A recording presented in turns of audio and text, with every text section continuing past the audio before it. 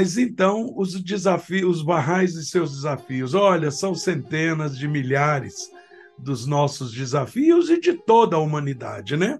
Não é exclusivamente dos Barrais. Lembrem que eu fiquei sem saber exatamente que desafios poderia abordar que fosse interessante. E eu fiz uma pesquisa aqui na comunidade e as conclusões que nós chegamos foi que, de fato, todos nós vivemos, né, em desafios permanentes. E que esses desafios, às vezes, nós criamos, a gente confronta com eles e eles surgem obstáculos por causa disso, e o nosso objetivo é superá-los, né? Então, nós, como eu disse, nós vamos tratar de 3 desafios que eu tenho certeza que vocês vivem eles também, né? Esses amigos apresentaram esses 3 grandes desafios, quer dizer, a maioria deles, né? Apresentaram esses desafios, dizendo que um deles é apresentar a fé, apresentar os princípios de Bahá'u'lláh, quer dizer, ensinar. O segundo seria lidar com as expectativas que todos nós temos no dia a dia. E o terceiro, ser feliz. Quem não quer ser feliz, né? Lembro que Luiz gosta muito de falar que tem um livro, né, do Chiniachi que ele fala o sucesso é ser feliz. Aí Luiz Henrique fala que o sucesso é ser bom. E, de fato, é mesmo. O sucesso é ser bom. Mas, para ser feliz, temos que ser bom, né? Bom, nós vamos tratar disso mais à frente. Então, o primeiro desafio desses amigos é apresentar os princípios da fé. Um desses passos é o que Bahá'u'lláh nos aconselha nas suas bem-aventuranças, quando ele diz: bem-aventurado o homem que do sol de minha palavra buscou iluminação. Quantos milhares de seres humanos, de nossos irmãos, desconhecem a iluminação através das palavras de Bahá'u'lláh? Então, é nosso dever. Não temos clero, né? Não temos sacerdócio. Então, somos nós os responsáveis de divulgar os seus ensinamentos. Então, o mínimo que nós sabemos não é essa nossa audiência aqui de hoje, que essa audiência nossa aqui é uma audiência super profunda na fé. Por isso que eu disse no início que nós vamos falar aqui o óbvio, né? Mas nós precisamos, a cada momento, não perder nenhuma oportunidade de levar essa palavra santa de Bahá'u'lláh. O guardião, quando perguntaram para ele qual era o serviço mais importante que ele poderia destacar para que a gente pudesse oferecer hoje à causa de Deus, ele respondeu que é ensinar. O guardião destacou que o serviço mais importante que se pode oferecer à fé hoje é ensinar a causa de Deus. Então, nós não podemos perder a oportunidade. Eu sempre falo que eu só não ensino quando eu estou com preguiça. Eu estou no supermercado vendo aquele monte de pessoas, eu falo, eu acho que ninguém aqui ouviu falar de Bahá'u'lláh. Será que eu vou sair daqui e não vou falar para nenhum? Esse povo vai morrer e vai me culpar. Vai falar, olha, eu tive culpadinha várias vezes no supermercado, ele nenhuma vez me procurou para falar da fé. Aí eu dou um jeito de falar, sabe? Eu fico me desafiando, né? Outra coisa é que a gente não faz por essa razão, mas quando a gente faz, olha o que pode destinar a cada um de nós. O que se destina àquele que ajuda a minha causa, escreveu Bahá'u'lláh, excede os tesouros da terra. A gente não tem noção do que significa isso. Bom, eu, pelo menos, não tenho a mínima noção do que significa essas bênçãos, porque é claro que não se trata de tesouros materiais. Mas eu não tenho noção do que realmente pode ser. Eu acho que a gente vai ter noção quando a gente descobriu que a gente perdeu, que a gente deixou de ganhar por não ter feito, né? Então, eu acho que esse é um grande desafio, realmente. A gente não ter coragem, às vezes, não ter ânimo de ensinar a fé. E Bahá'u'lláh fala que não te entristeças se tu tão somente o fizeres, que Deus te seja todo suficiente. Comunga tu intimamente com seu espírito e sê dos agradecidos. Proclama a causa de teu Senhor a todos os que estão nos céus e na terra. Eu fico olhando o quarteirão do bairro que eu moro aqui em Mojimirim. Só temos nossa família de Barrais. Mas metade do quarteirão sabe que nós somos Barrais.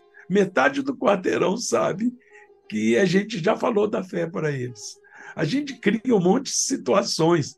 Eu não sei se eu mencionei, às vezes a gente ganha fruta de outros amigos que têm sítio, fazenda, aí traz abacate, traz laranja, época de manga traz manga, mas traz caixas, né? Porque sabe que a gente vai fazer sacolinhas e vai levar para a vizinhança. Vai levar para a vizinhança com um folheto, Bahá'í. E aí a gente se apresenta. Quando o vizinho mudou para cá, uns anos atrás, um vizinho aqui à nossa esquerda. É a única casa do quarteirão, aliás, tem duas, que não são de proprietários. Os proprietários alugam. Os outros todos são próprios. Então, os vizinhos já são de mais de 25 anos que a gente mora aqui. Então, quando eles mudou para cá essas vizinhas, esse casal, nós levamos flores. Flores e folheto. Aí eles ficaram surpresos. A moça falou: nossa, eu nunca vi uma coisa dessa. Eu falei: agora você não pode dizer que nunca viu. Porque um casal, uma família Bahá'í, ela, Bahá'í, o que é isso? Pronto, aí falamos um pouquinho sobre a fé. Então essa moça pode nunca se tornar Bahá'í, nem ela, nem o marido. Mas ela não vai morrer, chegar no céu e falar que morou do lado de uma família Bahá'í e aquele povo não falou com ela. Então, acho que é nossa responsabilidade isso. E Bahá'u'lláh nos aconselha a não nos entristecer se somente nós fizermos. Porque eu estou dizendo aqui no quarteirão que eu moro, com muitas famílias, só nós somos Bahá'ís. Então, a gente tem que se sentir como o único na cidade, responsável por realmente levar avante os ensinamentos da fé. Todos têm direito de saber, né? Então, esse primeiro desafio realmente é um grande desafio individualmente para todos nós, né? Olha, eu creio que em toda e qualquer circunstância é possível apresentar a causa de Bahá'u'lláh a todos, pois o mundo está pronto e esperando por essa transformação. Tem várias situações na minha vida pessoal que não tinha a mínima possibilidade de falar da fé. Estou no supermercado, eu contei para vocês da barbearia, e vocês depois contam para os outros que não estavam, né? Mas eu estava uma vez no supermercado e uma senhora procurando farinha, uma marca de farinha de trigo. E aí eu comecei a conversar com ela sobre farinha de trigo comum e farinha de trigo integral. Qual das duas tinha mais fibra? Qual das duas é melhor para a saúde? Por que é caro? Mas o pão está muito caro. Aí eu falei assim, se a senhora reparar, quanto mais fibra tem um pão de forma, mais caro ele é, porque ele é mais nutritivo. É como a mensagem de Deus. Aí a mulher era evangélica. Ela falou, pois é, a mensagem de Deus é assim, né? Tem boa e tem ruim. Falei, não, a mensagem de Deus toda é boa, toda é farinha integral, toda é altamente fibra. Mas quem transmite, quem faz o pão, é que às vezes pisa na bola. Pronto, entramos em falar de religião, falei da fé Bahá'í para ela gostou muito, ficou surpresa por saber que realmente é uma coisa interessante. Deus não é um comerciante que fica concorrendo qual é a igreja que é mais frequentada. Deus é um só, o senhor tem razão. o mesmo Deus do senhor é o meu. Falei, pronto, a senhora vai sair daqui agora sabendo que tem mais um irmão, mas que não necessariamente é da sua igreja, e nem a senhora é Bahá'í. Aí pronto, falamos. Quer dizer, até falar de farinha a gente pode falar de Bahá'u'lláh. Então não tem essa escapatória de falar, não tem jeito, não é possível. Eu não consigo, já disse, eu pessoalmente, claro que eu respeito a individualidade de todos, mas eu só não falo da fé quando eu estou em ambiente público, numa escola, no supermercado, padaria, enfim, qualquer lugar, se eu estou com preguiça. Tem dia que eu estou com preguiça. A pessoa olha para mim assim e fala, meu Deus, essa aí não vai ouvir de Bahá'u'lláh hoje, porque eu estou muito preguiçoso hoje. Não estou afim de falar, porque ela vai começar a perguntar um monte de coisa. Aí eu não falo, aí eu vou para casa com remorso. Então, é possível. Eu coloquei esse slide aí, só para lembrar que foi daí que nós paramos, né? Bom, então, eu sinto, e todos nós acho que concordamos, que o mundo, de fato, clama por uma transformação, porque a situação está ruim demais. Nós que vivemos, nós de classe média alta, graças a Deus nós temos os filhos com saúde, temos casa para morar, temos comida para comer, temos dinheiro para comprar as coisas que a gente precisa, pelo menos as necessárias. Então a gente não tem muita intenção de mudar o mundo, exceto por amor à humanidade. É por isso que a gente trabalha para espalhar os ensinamentos bahá'ís. Então, esse primeiro desafio é resolvido pensando no amor que nós temos pela humanidade, porque senão a gente fica quietinho. Eu sou cercado aqui de médico, dentista, advogado, professor. Essa gente não quer mudança. Essa gente está tranquila no seu cantinho. Um médico fatura mais do que o suficiente para ele e para a família dele. Agora, se tem um bairro lá que tem criança que não tem leite para tomar, ele sente muito, mas não é culpa dele. E ele segue a vida.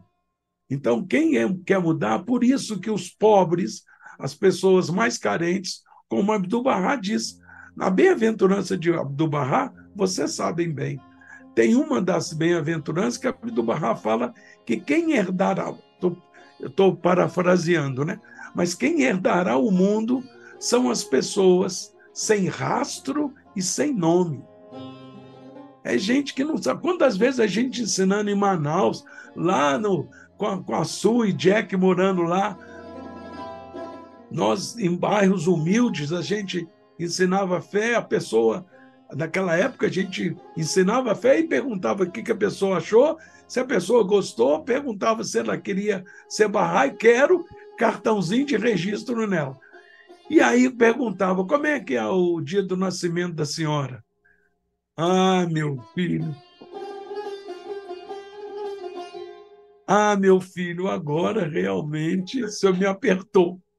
Eu não sei quando é a data do... E o aniversário da senhora? Só lembro do aniversário da senhora?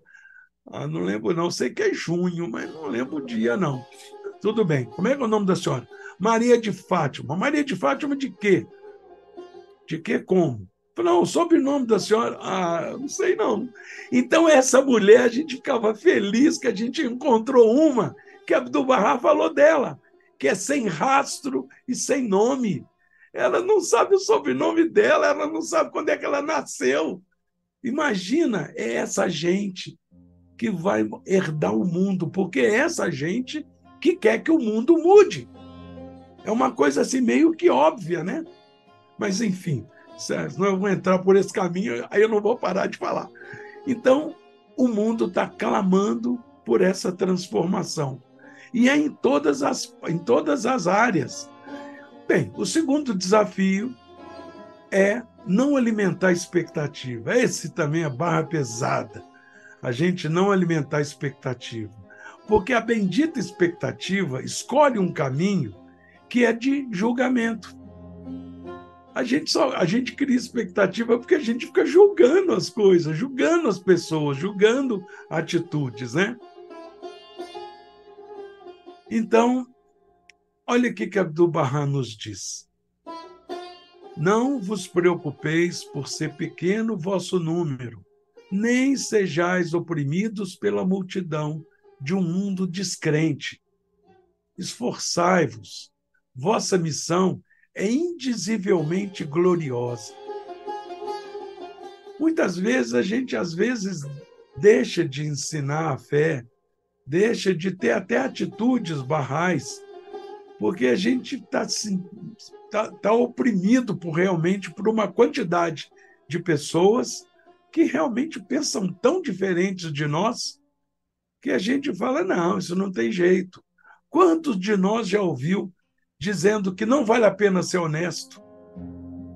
Porque todo mundo só vence quem é desonesto. Isso é uma baita bobagem, baita mentira, mas que é muita gente que pensa assim. Então, Abdu'l-Bahá nos aconselha a não preocupar com isso. Ou, em outras palavras, não criar expectativa de que essa multidão, pelo fato de ser descrente, vai realmente nos vencer aos ensinamentos de Deus. Muitas vezes tem acontecido que uma só alma abençoada se tornou a causa de ser guiada a uma nação. Agora, não devemos considerar nossa habilidade e capacidade, mas sim, nesses dias, fixar nosso olhar nos favores e graças de Deus, que fez da gota um mar e do átomo um sol. Meu Deus do céu, é nesse lado que nós estamos trabalhando. A gente, quando fala, eu entendo, né? Desculpa, mas é um pensamento assim, muito pessoal. Mas quando fala que agora a gente não deve considerar nossa habilidade e capacidade, não significa que a gente não deve estudar a fé. O máximo que a gente pode, para que a gente seja mais hábil e capaz. Mas, em momento nenhum, a gente deve pensar que somos nós que estamos fazendo. Porque, se pensarmos dessa forma, nós aqui presentes sabemos bem, as ajudas são cortadas, porque nós estamos por conta própria. Agora, quando eu não considero a minha habilidade e capacidade, eu confio nos anjos de Deus, em anjos escolhidos, que vão colocar na minha boca aquilo que eu devo dizer. Quantas vezes eu falo isso, às vezes o pessoal acha engraçado, pode aparecer até um pouco de arrogância, mas juro por Deus que não é. Às vezes eu estou falando algumas coisas, ensinando a fé para alguém, e eu falo umas coisas que eu fico, nossa, isso foi muito bonito. Eu fico surpreso com aquilo que eu falei, porque eu não lembrava nem que eu tinha lido, nem que eu sabia. Então, é isso que realmente esse conselho de Abdu'l-Bahá nos traz, que a gente não considere nossa habilidade e nossa capacidade. Realmente confie em Deus, confie nesses favores e nas graças de Deus. Imagina, foi capaz, quer dizer, esse Criador incognoscível, foi capaz de transformar uma gota num mar, claro que é simbolicamente falando, mas e um átomo em um sol. Então, meu Deus do céu, a gente tem que se jogar nessa arena. É nesse dia que épocas e séculos passados nunca podem rivalizar. Todos nós sabemos aqui que anjos e santos suplicaram a Deus que pudesse viver nos dias que nós estamos vivendo. E nada mais é do que o dia de Deus, né? Fosse a grandeza desse dia revelada em sua plenitude, cada homem renunciaria miríades de vida, em seu ardente desejo de participar de sua grande glória, ainda que fosse apenas um momento. Esse é o desejo. Imagina, a gente não tem realmente noção da grandeza que é esse dia. A gente tem um pequeno vislumbre, né, desse dia. Então, nós temos que confiar que realmente é uma luta que a gente já venceu, é só uma questão de tempo. E nós somos os privilegiados de dar essa contribuição. Antes de entrar na questão do ser feliz, que é o nosso último desafio, com relação à expectativa, eu, como muitos humanos, temos muitas expectativas sobre tudo. Se a gente é educado, a gente espera que a outra pessoa também seja. E aí, se a outra pessoa não é, a gente fica decepcionado com a atitude dela, porque a expectativa que a gente tinha é que ele ia ser igual a nós. O que é isso? Somos indivíduos, né? Aí aconteceu um fato comigo espetacular. Eu estava fazendo peregrinação e entrei no santuário do Bapa para fazer oração. Era muita gente lá dentro e era muita gente entrando e saindo, entrando e saindo. Aí eu pensei, num momento lá de meditação, o que aconteceria? O que eu pediria ao Bab e a Abdu'l-Bahá, que estão aqui, que eu precisaria aprender se eu tivesse sozinho? Mas isso era impossível, é tanta gente entrando e saindo. Olha, gente, começou a entrar menos gente do que saía. Começou a sair mais pessoas do que entrando. De repente, eu estava sozinho dentro do santuário do Baba. Eu só pude fazer a que remova a dificuldade porque eu fiquei tão assim. E eu tinha pedido que o que eu precisaria aprender. Fechei o olho para não saber se está entrando mais gente e fiz 9 a que remova a dificuldade. E o que veio no meu coração, quando eu terminei de fazer a oração, era o Babo falando para mim: não tenha expectativa. Eu fico arrepiado até hoje. Não tenha expectativa. Eu peguei o livrinho daquele roteiro que a gente tem da peregrinação, peguei a caneta e escrevi expectativa. Até hoje ainda tem expectativa, não aprendi até hoje, mas eu fiquei bem melhor depois dessa do que... Então, expectativa, a gente tem que tentar não ter expectativa, porque a expectativa nasce do julgamento. Se a gente não julga, a gente não tem expectativas grandiosas, né? Bom, terceiro desafio, felicidade. O tempo é curto, né? 1 hora é quase nada. Mas eu tenho que deixar um tempinho para vocês falarem, né? Então, desafio terceiro é felicidade. O que Abdu'l-Bahá nos fala sobre a felicidade? Ele fala que nós passamos por uma experiência nessa vida que a gente experimenta 2 fortes sentimentos e que influenciam o nosso comportamento durante toda a nossa vida. Um é alegria, o outro é dor. A gente passa por essas 2 situações a vida inteira. E nós sabemos muito bem disso. Abdu'l-Bahá continua dizendo que quando nós estamos experimentando o sentimento de alegria, de felicidade, parece que nós temos asas. Nossa energia aumenta. Nosso intelecto, a gente entende as coisas com muita facilidade. A nossa compreensão é mais clara. A gente está bem. Quando a gente está bem, a gente faz tudo maravilhoso. A gente acorda, aquele sol quente rachando. Você fala: oh, meu Deus do céu, que maravilha de sol e tal. Se a gente não acorda bem, a gente xinga o sol. Esse calor desgramado outra vez e tal. Então, é essa situação que nós vivemos. E Abdu'l-Bahá ainda diz: quando nós estamos passando pela experiência da dor, da tristeza, o sentimento é exatamente o oposto. A força e a coragem parece que nos abandona. Nossa inteligência fica confusa. Quantas vezes alguém está explicando uma coisa para nós e nós estamos tristes, a pessoa vira para nós e fala assim: você não está bem, né? Porque está percebendo que a gente não está entendendo uma coisa que às vezes é simples, porque a gente está triste. Parece que invade a nossa alma e a gente fica fraco. Parece que a gente morreu. A gente, às vezes, não tem nem ânimo para fazer as coisas, né? Esse é o sentimento da dor e da tristeza. Agora, a gente tem que entender, nós entendemos, mas temos que lembrar dessa situação que, para o cérebro, pensar é igual a agir. Para o cérebro, ele não distingue essas duas questões.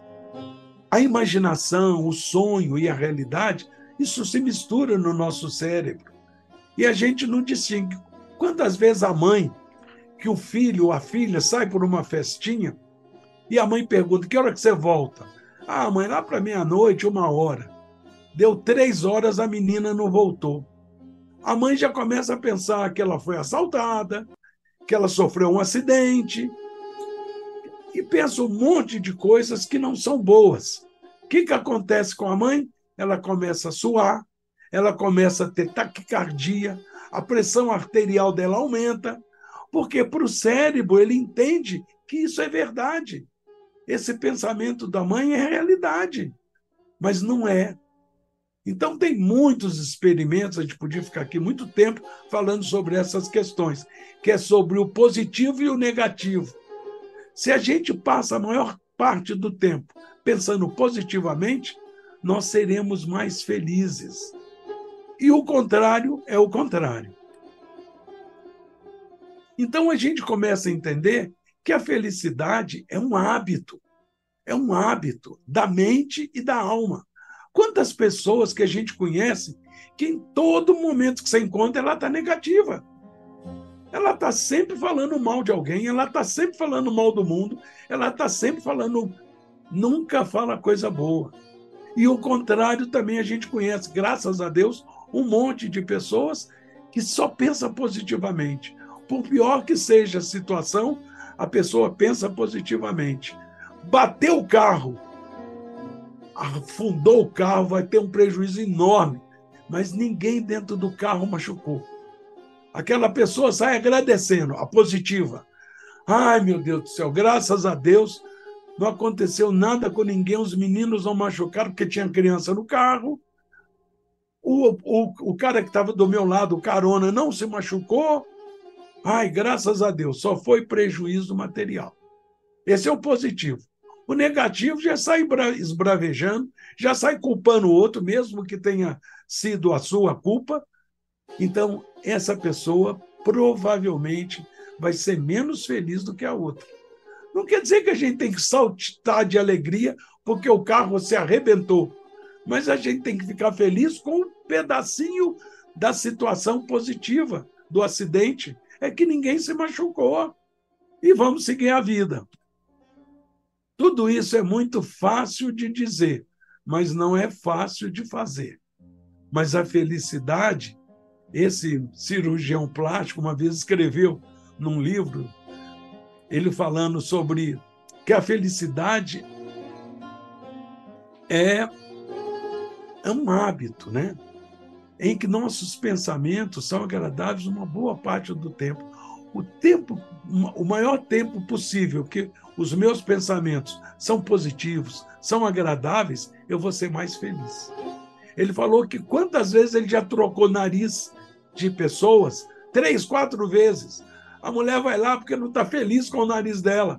Ela quer que o nariz seja mais arrebitadinho, porque ela leu que mulher de nariz arrebitado manda no marido. Ah, eu quero meu nariz arrebitado. Vai. E depois descobre que não manda nada. E depois fica triste com aquele nariz, volta para trocar o nariz. Então, quer dizer, não é a aparência, né, que faz com que a pessoa seja feliz. Então, a felicidade, a gente pode concluir também que ela é um sentimento interior, como Abdu'l-Bahá lá no início disse. E é produzida não por coisas, mas é produzida por ideias, por pensamentos, por atitudes. Quantas boas ações a gente faz na vida e a gente se sente tão bem. Eu lembro de uma situação que eu levei um presentinho simples para uma criança no aniversário dele. Era um caminhãozinho do corpo de bombeiro e tal, mas eu acho que aquilo era o sonho do menino, porque ele ficou enlouquecido de alegria quando abriu, rasgou o papel assim do caminhãozinho. Tio, era isso que eu queria. Eu não sei se ele ficou mais feliz do que eu. mas eu fiquei muito feliz com a felicidade dele. Então, quando a gente está feliz por ter causado felicidade para o outro, a gente vai disputar quem está mais feliz naquele momento. Então, felicidade é produzida por essas situações, por ideias, por pensamentos, por atitudes, né? E a felicidade, como nós concluímos, que pelo menos eu entendo que a felicidade é um hábito mental, é uma atitude da nossa alma. Então, a gente vê essas crianças, porque criança, a maioria delas, que tem condições humanas de sobreviver, elas são felizes. Elas só veem a coisa positiva, elas acreditam em todo mundo, brincam com todo mundo, não tem preto, não tem branco, não tem rico, não tem pobre. Tem um monte de areia e tem um monte de carrinho. Os meninos brancos, pretos, coloridos, de qualquer cor, vão brincar junto com alegria, porque não tem preconceito. Então, para ser feliz, nós precisamos criar hábitos de ser feliz. Precisamos observar a vida através de uma visão positiva da realidade, com um renovado sentimento de gratidão e com uma postura de quem vê a vida como uma dádiva. De fato, a vida é um presente e a gente, às vezes, não valoriza. Por isso que Abdu'l-Bahá fala que a doença é importante para a gente valorizar a saúde. Se não tivesse o negativo, a gente não valorizaria o positivo. Mas a gente tem que perseguir esse sentimento de gratidão, buscar ter hábitos, fazer esforço para que realmente nas nossas comunidades a gente observe o lado bom de cada um. Tentar fazer, porque é um esforço grande, tentar fazer o que Abdu'l-Bahá nos aconselha. Se a pessoa tem 10 características e só uma que é boa, vamos tentar trabalhar olhando aquela pessoa só com aquela característica positiva, porque ela vai perceber que a gente aceita ela. Isso, olha, gente, eu estou falando isso, falo assim, nossa, Padinha, deve ser um santo. Mais longe de ser. Mas a gente tem que se esforçar para seguir esse caminho. Então, felicidade é algo simples, não é uma coisa complicada.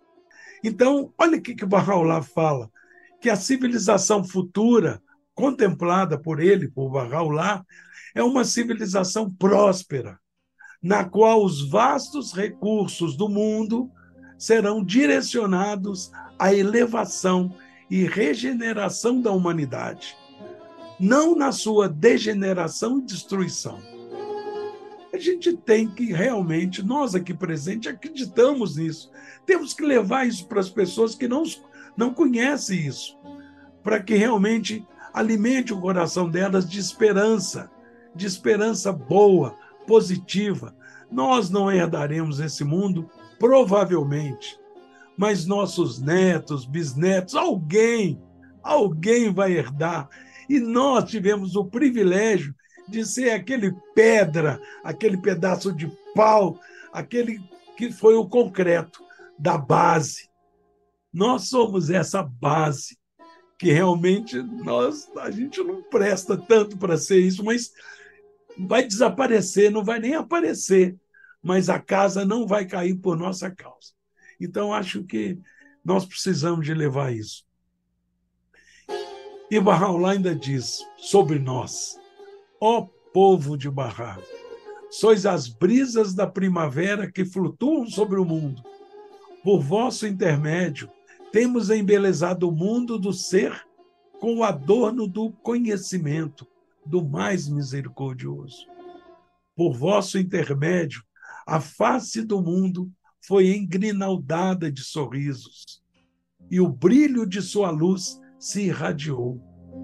Será que nós estamos conseguindo ser essa brisa da primavera? Nós temos que nos esforçar, porque Bahá'u'lláh está dizendo que nós somos. Então, ele confia que nós poderemos ser. E aí eu fico sempre pensando em que situação a gente começa a perceber que a gente tem mais coragem, que a gente tem mais vontade de transmitir os ensinamentos da fé? Quando é que a gente diminuiu a expectativa, ou a expectativa nossa é sempre voltada para o positivo, ou que a gente, de fato, é feliz? Eu sempre falava em cursos em empresas que quando a pessoa quer decidir se ela é feliz ou não, ela pega uma folha de papel, faz um risco no meio. De um lado, ela coloca tudo que ela tem, e do outro lado, ela coloca tudo que ela gostaria de ter, mas não tem. Ela vai perceber que, às vezes, ela tem coisas que ela nem merece ter, mas tem. E que as coisas que ela não tem, ela pode um dia conquistar e vir a ter. Então, quando a gente percebe que a gente está mais feliz, nós começamos a perceber isso, que nós estamos vendo e sentindo de forma diferente que a gente sentia antes, de forma mais positiva, e nos relacionando com as pessoas de maneira mais tranquila, mais prazerosa e sem julgamento. Esse também é um grande desafio. Então, às vezes, falta também conversa, falta reflexão. Vocês não lembram aquela história do pão? Estava sentado marido e mulher à mesa, no café da manhã, o marido vai, corta a ponta do pão e dá para a mulher. Ela começa a chorar. Ele fala, mas que isso, minha filha? O que você está chorando? Porque eu te dei a ponta do pão. Ela falou, nós somos casados há 50 anos, você sempre comeu a ponta do pão.